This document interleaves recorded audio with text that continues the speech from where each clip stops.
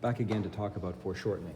And this time around, I just want to do a demo that brings home the point about foreshortening the limbs. So let me just have a little fun with this. Thinking.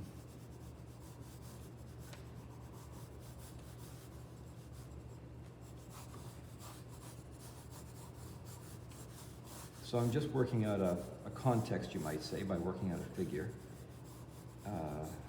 So torso, this is the back, by the way, and putting a curve through it.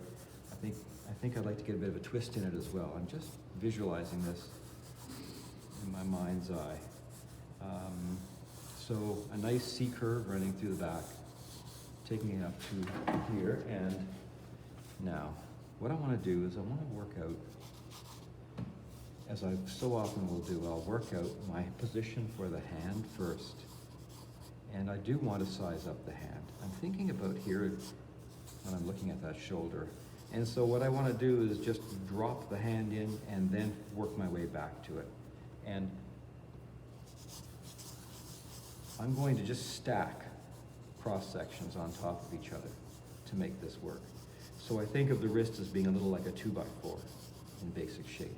And then you get to this kind of an elliptical form, which is very distinctive in the angle that it has.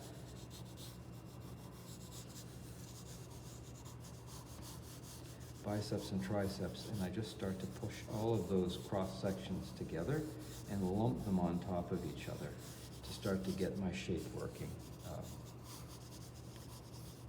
Elbow, let's just map in where that elbow is going to be, wrist bone, all of these great landmarks.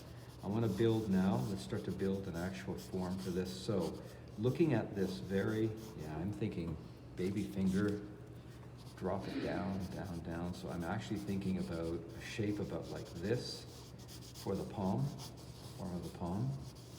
And then I want to start projecting fingers out from it. So let's just have a little fun with this and go, because this is a foreshortening exercise, I want to do this crazy intense foreshortening on the baby finger here.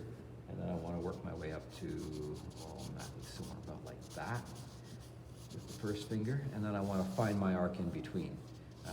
And that's typically a good procedure to use. So let me see. I'm going to angle up, I think. Even though I've really got a steep angle in this, I still want to raise this one up a little bit higher than the first finger. So second finger in, about like that. And then now let's find that happy medium between the other two. So I think I'd like to accentuate, if anything, the distance between the second and third joints to the tip, and let from the knuckle out to the first joint get very squeezed here. I think that's really going to help to create the sense of the receding space to make this work. The pads, just a little sense of them.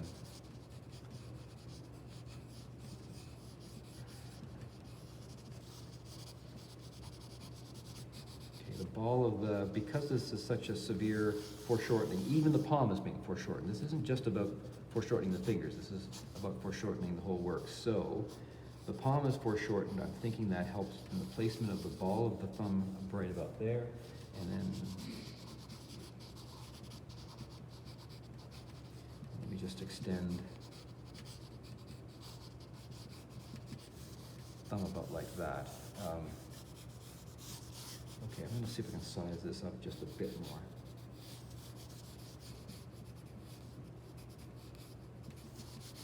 So where the wrist comes in underneath, I just want to show a little hint of that at least. And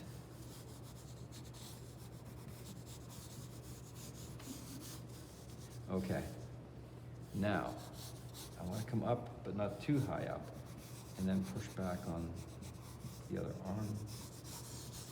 So I'm going to pull another deltoid across the way. There'll be some rising up in the trapezius to the neck.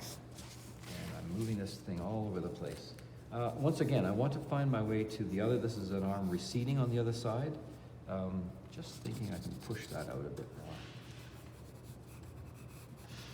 I'm just going to push that deltoid back a little bit, give myself a little more space in between. So, very, very extreme foreshortening on the cylinder of the upper arm. And then what we did here, I want to do that again here. build in that very distinctive shape here. And again, the 2x4 of the wrist.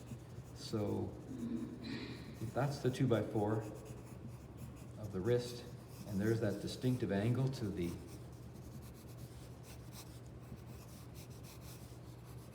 then I start to get a sense of where I want to go with that, shaping wise. Now, change of direction at the palm always helps a little bit to help the definition. When you're doing a foreshortening like this, is particularly useful. So what I want to do is build a palm form in about like so. Okay, push a finger off it here. Thumb, oh boy, I don't think you're going to see much of the ball of the thumb. So let's just infer as much as we can down here. So that'll be the tip of the thumb, that little hint of the ball of the thumb. First finger, let's just say baby finger poking out the side here. Second finger, about like so, again, very foreshortened. Third finger, wow, that could be practically gone, just hidden in underneath the palm itself. Very typically you'll see that happen, so I'm thinking something like that, and then that gets you what you need for that arm.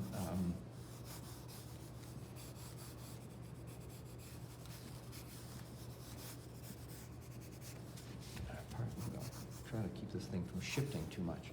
Okay, try to come up with a head position that makes sense here. So, neck. And I'm looking at this from a kind of a strange angle, so I'm hoping I'm not distorting things too much. Things that look all right from this angle, when I look at it straight on, maybe a little bit wonky. I hope not, but forgive me if that happens. It's a hard thing to compensate for. All right, so I'm just dropping in face at a 3/4, bias to the front, temples, shaping the forehead, building in the form here. Ear placement, I think up about here. Push the skull back. Now let me just see how this is shaping. Trapezius up through here, chin. I think you're going to get a little overlap, and I think it's okay if the deltoid just pushes up there. I'm not wild about that convergence there, that bit of a tangent, but I think I'll have to live with it.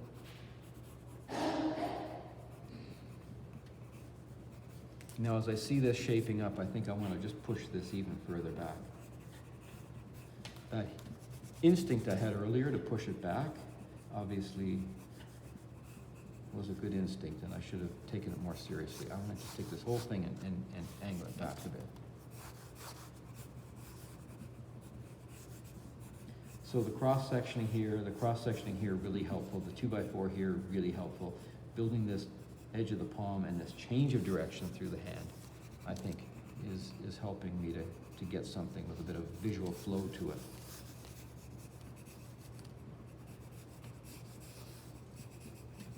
Chest would be, I think, dropped in about like that.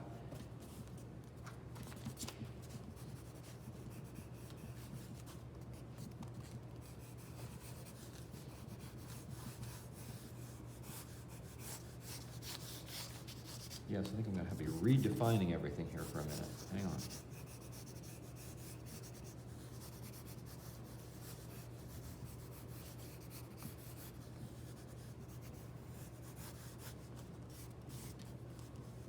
I feel like I sized him up a little bit more than I intended to in the upper body here, and so therefore what I'm doing right now is just trying to accommodate that by adjusting the torso from the original sketch. So I'm just pushing a little more, so a bit of flattening here in the lumbar region, building up those two side-by-side logs I like to talk about, and then pull them in.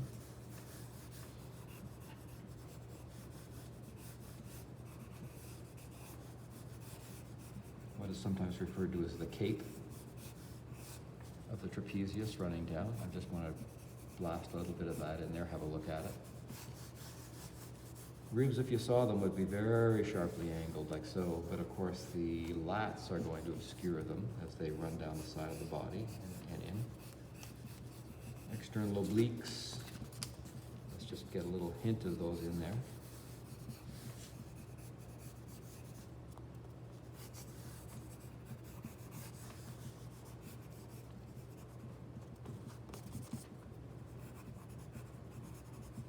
sense of the shaping of that elbow because that's such a good landmark. Okay.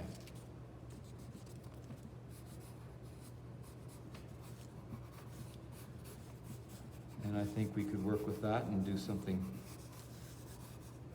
with it in terms of forming it up. I feel like something's shaping up there not too badly. So a little bit of an exaggeration on the hand, but after all, we are talking about foreshortening today.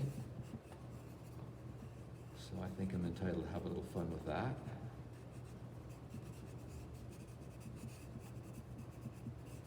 See the palm going down like that. Okay.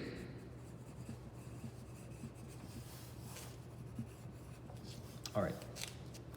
I think that's about as far as I want to take it for now. So you get the idea of working with cross sections to help to define the form. It's as much for you as it is for a viewer, because you need to be thinking about what you're drawing as being three-dimensional. And that's just a visualization tool that helps to reinforce it in your own mind. If that ends up being conveyed to the viewer, then more power to it. But really, you have to be convinced of this little magic act in order to convince the viewer of it. All right, that's it for now.